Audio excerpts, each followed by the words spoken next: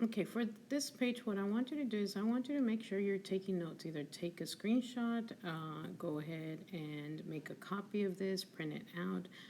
You do need to write this down somewhere. It's going to help you when you are going through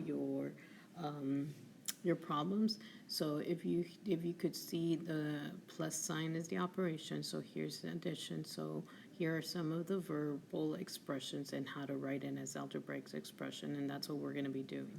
Then you have subtraction. You do subtraction, minus, difference, less than, and that's how you write it.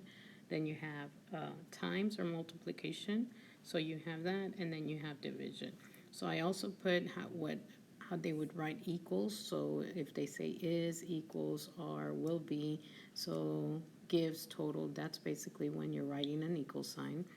When you're staying from turnaround, so from, then, less than, those are what you're talking about. And then you have your inequalities, which is less than, greater than, less than or equal to, and greater than and equal to. So make sure that you are taking notes on this, because this is going to help you when you're writing your expressions. And that's what we're going to be doing today and tomorrow. So make sure that you're making a copy, screenshot, printing it out, or taking notes.